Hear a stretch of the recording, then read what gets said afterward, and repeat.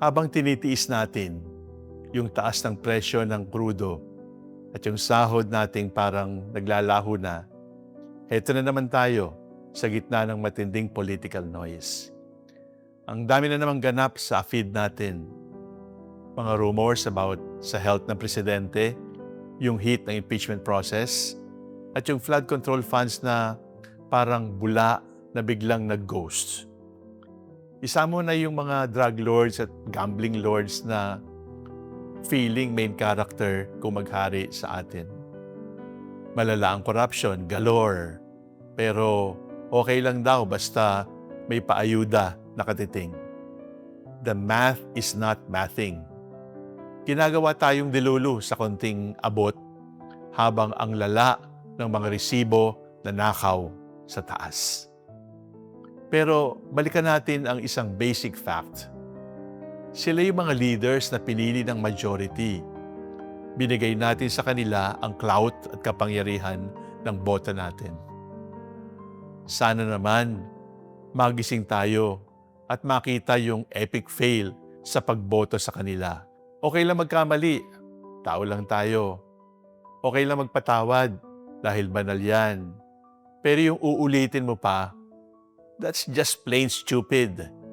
Huwag na tayo magpabudol uli. Ramdam mo na sa buto mo, di ba? Yung pagod na parang gusto mo na lang surrender, gusto mo na lang maging resigned. Titingin ka sa paligid, puro leaders na hypocrite. Yung mga hinahayaan lang na maging normal ang injustice at ginagawang tool lang ang truth para sa sariling agenda. Nakakatempt maging spiritually homeless. Yung gala ka lang ng gala mula sa isang viral outrage papunta sa susunod, maghihintay ng savior o kung sinong mag-aayos ng mga bagay na nakikita mong nagko-collapse. Sa madaling salita, para kang nasa burnout phase dahil sa system na hindi nagbabago. Nasa internal compass mo ang sagot. Nasa iyo ang last say. Sinasabi ng simbahan na sobrang bigat ng role ng konsyensya. Lalo na ngayong ang daming toxic na impluwensya sa paligid. Minsan kasi, nakakatempt na gumawa na lang ng sariling rules at deadmahin ang tama basta pabor sa atin. Sa madaling salita, ang kalaban ng katotohanan, hindi lang basta mga korap na nasa pwesto.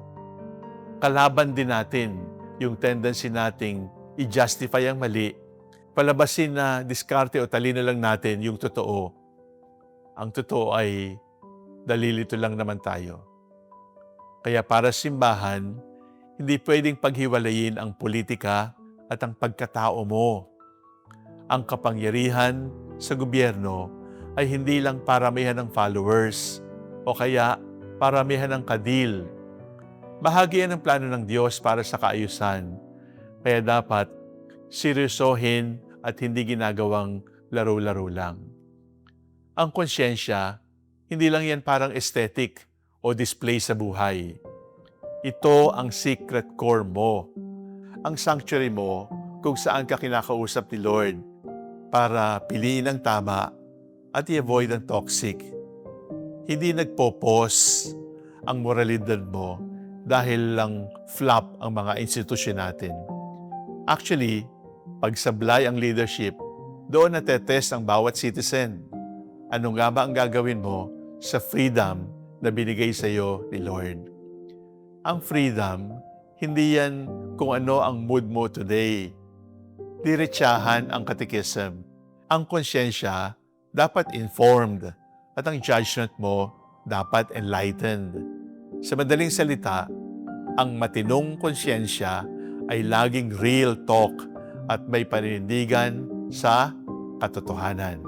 Pag binubugbog ka na ng manipulation, yung mga fake news, selective outrage, at yung pressure na kumakampi sa tribe mo kaysa sa totoo, hindi lamang emosyon mo ang talo.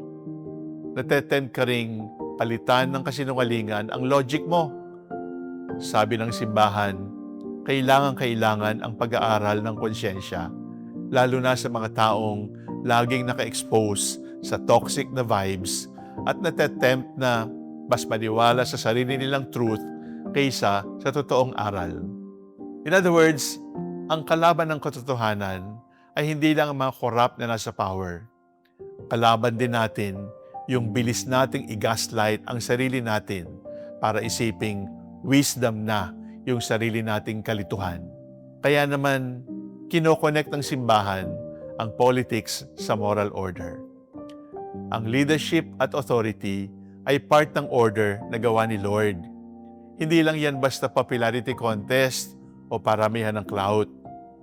Dahil ang authority ay part ng moral order. May mga obligations sa mga leaders. Dapat nilang i-respect ang fundamental rights ng bawat tao, magbigay ng hustisya ng may puso, at unahin lalo na yung mga pamilya at ang mga disadvantaged at yung mga nasa laylayan.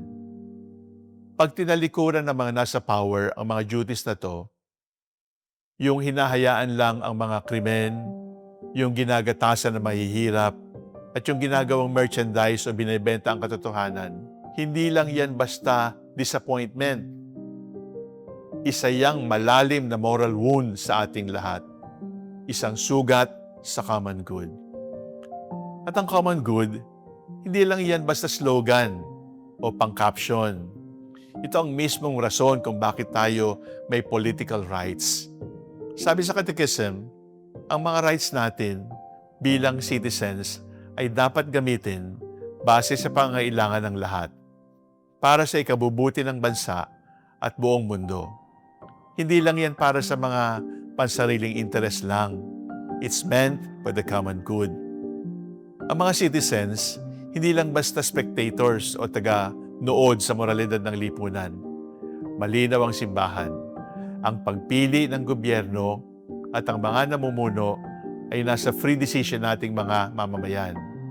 Pero kahit anong sistema ay okay kay Lord kung talagang seryoso itong nagsisilbi para sa ikabubuti ng lahat.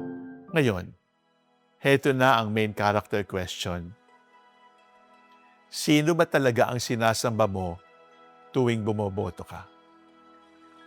Kung bumoboto ka lang para makaganti, para lang manalo ang side mo, o para protektahan ng mga political dynasties, mga trapo, political patronage yan, baka akala mo, justice ang ipinaglalaban mo. Pero ang totoo, pinapakain mo lang ang mga idols na binalaan na tayo sa Bible. Ang mga leaders, hindi sila saviors. Sila ay mirror lang ng kung ano ang laman ng puso natin. Kung ang pangarap mo ay safety pero walang justice, victory pero walang truth, o comfort pero galing naman sa pang-aapi, natetend kang pumili ng tama sa pangalan. Pero sa totoo lang, wrong choice pa rin ang ginagawa mo. I-check mo ang inner self mo. Huwag kang padala sa hype. Pero hindi ka trapped. Huwag kang tumingin inside, hindi para maging cynical, kundi para i-check kung ano talaga ang gusto mo. Sino ka ba talaga pag wala ng prince o idol na pwedeng mag-save sa'yo? Ikaw ba yung tao na ang konsyensya ay nakabase sa truth? O yung tao na ang konsyensya ay basta na lamang kinakaladkad ng kung sino ang pinakamaingay sa social media? Sabi ng Catechism, obligasyon mong sundin kung ano ang alam mong tama at just. Ibig sabihin, dapat mas mataas ang standard mo sa sarili mo kaysa sa galit mo. Ang galit, sasabihin lang yan kung anong hate mo. Pero ang konsyensya, sasabihin niya kung ano ang gagawin mo. Kaya pumili ka bilang isang builder na alam mo na kailangan pa rin natin si Lord. Pumili ka ng mga leaders at policies na may respeto sa human rights, tunay na naglilingkod sa mga pamilya at sa mga disadvantaged at sa ikabubuti ng lahat. Gamitin mo ang political responsibility mo ng may katotohanan. Hindi dahil sa manipulation, hindi dahil sa takot. At pag may bagong campaign o may panibagong viral outrage na naman na gustong agawin ang isip mo, bumalik ka sa konsyensya mo. Yung informed, totoo, at matapang. Hindi lang nagbibuild ang Panginoon sa pamamagitan ng perfect leaders. Nagbibuild siya gamit ang mga faithful citizens na tumatanggi sa mga idols at yung mga nagdidesisyon araw-araw na mas mahalaga ang common good kaysa sa mga sikat na personalidad. Kay Lord lang tayo humugot ng lakas.